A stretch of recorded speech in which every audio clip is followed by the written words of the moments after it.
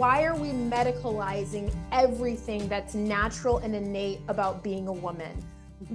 From period health to becoming pregnant, like why is the go-to now IVF?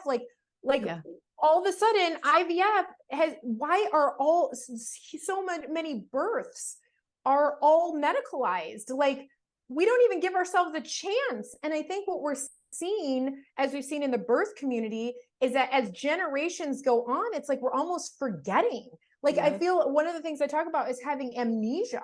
It's like we have this spiritual amnesia that we don't remember. So we have to wake up and remember, I want to shake everybody and go, you have that within you. And yeah, it may feel in the moment easier to go through IVF because you've given authority to a doctor that's told you that this is the only possibility for you. But I can tell you in my practice, I have had hundreds of women who have been told they will never get pregnant naturally, that they have a 2% chance that they're too old, and yet they go on to become pregnant. And I'm sure the same thing is for you in your practice as well.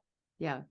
Yeah. I mean, it's completely frustrating, but we get it, right? Like I did 5 medical treatments, 2 fresh rounds of IVFs and 3 frozen embryo transfers. Like I understand, the position, the hardness of the space, but we're also talking about almost 10 years ago now, right? Where we didn't have podcasts, we didn't have books, we didn't have the autoimmune connection, we didn't have even people weren't talking about gut health, like the basics of it. Yes.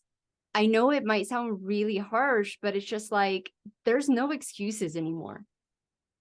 And I really do think that, like you said, during COVID, you get into your little bubble and that's all you believe. And as you know, your imagination and your beliefs literally dictate your reality. So if you're sat there believing that your body can't do it, the only way is IVF, then you will prove yourself right. But what if you take a leap and open another door and go? And I've had this conversation with my community right now because I have some clients who've had miscarriages, and they, I've had 2 miscarriages, and just the overwhelm of my body couldn't do it, right? Of what did I do wrong? But the reality of it, especially my first miscarriage, was my first pregnancy. So almost 5.5 years of never getting pregnant, even with the assistance of IVF. I looked at that holy shit, my body can get pregnant. I didn't know it could do that. And instead of looking at it as a negative, of course it's sad. Of course it's heartbreaking. Of course you mourn for that child that, would have been in your life, all those things. But if you change that emotion and that belief system of okay, my body can do it. What do I need to do to give it that TLC to start maintaining pregnancies?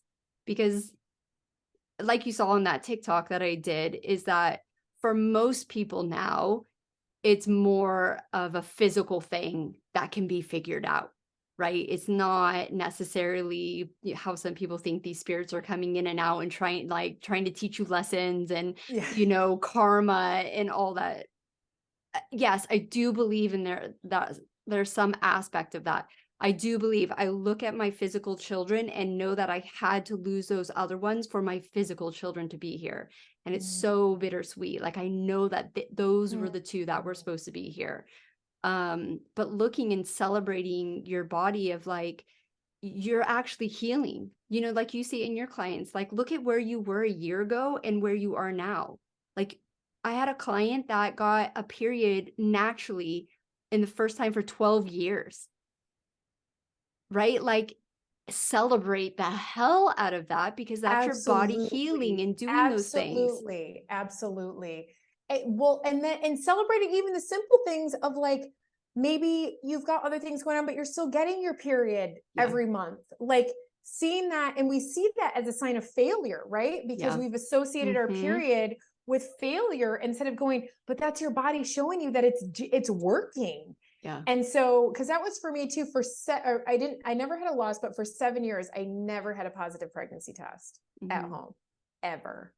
And I didn't have my first positive until I went through IVF and the doctor called, and I never tested early. Like I didn't do it. I was just like, I can't go through a test and have it. And through all that I had been through prior to that, becoming pregnant with twins I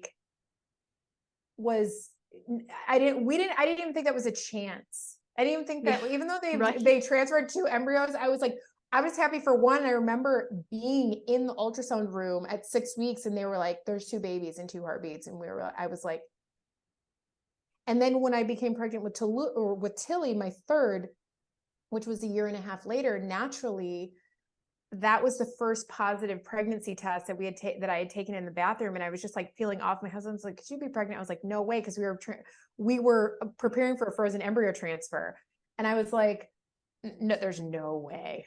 There's no way. And so after now, like that would have been like 9 years, my first positive at home pregnancy test. And you just think like, I remember wishing there was a video in the bathroom. I know, right? Like my husband was like, what's it supposed to say? And then he's like, it says pregnant. And I'm like, no, it doesn't. And we're like, how can this be? Mm-hmm. Because I thought that my body couldn't do it naturally. And we had been doing it for all that time. Mm-hmm. And so there are like, if you give your body the opportunity to do its thing. And we're hearing more about egg quality and egg health. And I think we're changing things around age and stuff, but the narrative around age and you're broken, old eggs, I think that something's wrong with you. I feel like that narrative is still really loud in this space. Oh, so loud. So loud. And the evidence, people, it's old junky science that they're getting it from. And if you okay, everyone knows that listens to this podcast, I'm not an academic, right? Give me rainbows and roller skates and a surfboard and a snowboard. Like that is my jam. So if I can figure this shit out, if I can understand it, it blows my mind that all these academics cannot put 1 + 1 = 2. Cellular health. That's all that it comes down to, is take care of your cellular health. Your egg is one of the biggest cells in your body. It lives in the environment that, it's not in this glass proof box. It's just it's common sense. It's common sense. And once you're able to wrap your head around that, I feel like people's journeys can just be unstoppable. All I have to do, because they're like, what do I need to do for egg health? Well, what's your normal and common health issue? Start there. That's it.